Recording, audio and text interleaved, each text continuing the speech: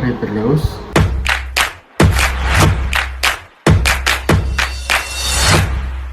Jadi, di sini saya akan menjelaskan sebagian materi pertemuan ke-11, materi tentang human capital atau modal manusia.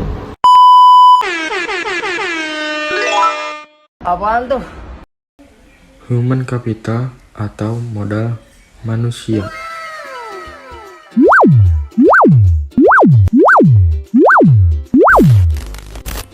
Arti dan pentingnya human capital.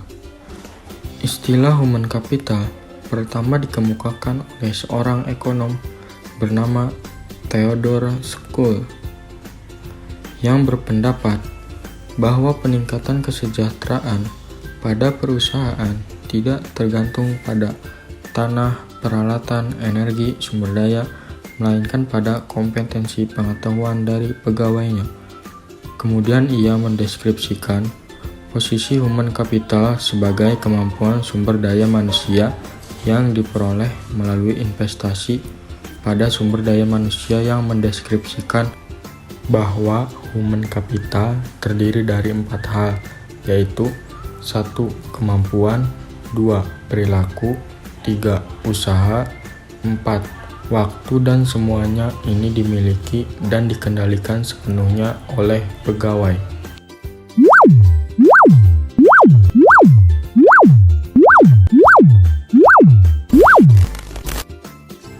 Untuk mendeskripsikan human capital sebagai kombinasi dari keempat faktor tersebut sebagai berikut. Yang pertama ada karakteristik atau sifat yang dibawa pada pekerjaan, misal inteligensi, energi, sikap positif, keandaian, dan komitmen. Yang kedua ada kemampuan seseorang untuk belajar, yaitu kecerdasan, imajinasi, kreativitas, dan bakat. Yang ketiga, motivasi untuk berbagi informasi dan pengetahuan, yaitu semangat tim dan orientasi tujuan.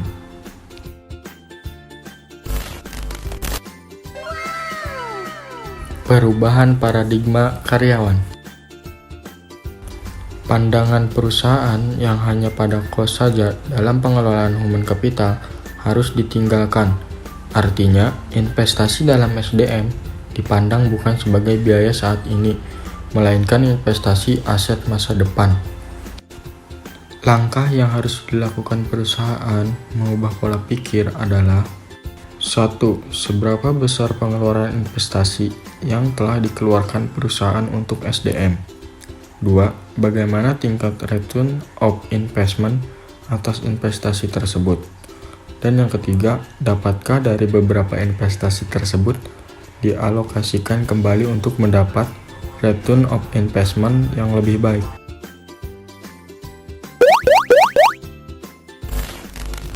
Selain itu, tantangan juga datang dari investor.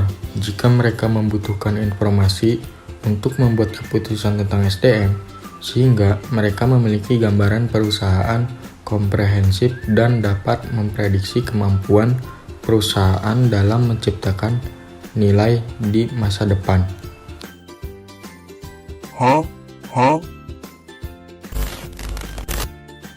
Mengidentifikasi human capital. Dua hal yang mendukung kontribusi investasi human capital ke dalam perusahaan. Pertama, karyawan dengan human capital tinggi lebih mungkin memberi layanan konsisten dan kualitas tinggi, sehingga perusahaan tempat mereka bekerja dapat mempertahankan pelanggan atau menarik pelanggan baru. Kedua, pelanggan potensial dapat menggunakan kualitas human capital dari karyawan perusahaan sebagai alat penyaring untuk memilih layanan yang mereka sediakan.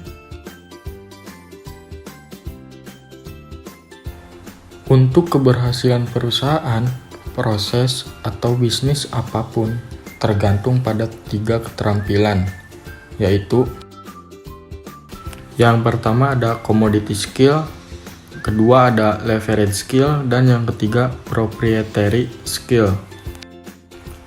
Commodity skill yaitu kemampuan tidak spesifik untuk bisnis tertentu, dapat langsung diperoleh dan lebih kurang sama nilainya bagi setiap bisnis. Misal, kemampuan mengetik, kemampuan komputer. Kedua, leverage skill, yaitu pengetahuan yang meskipun tidak spesifik untuk perusahaan industri, tetap relatif lebih berharga bagi perusahaan tertentu daripada perusahaan lain. Yang terakhir, proprietary skill, yaitu pengetahuan spesifik bagi perusahaan, misal hak paten dan merek.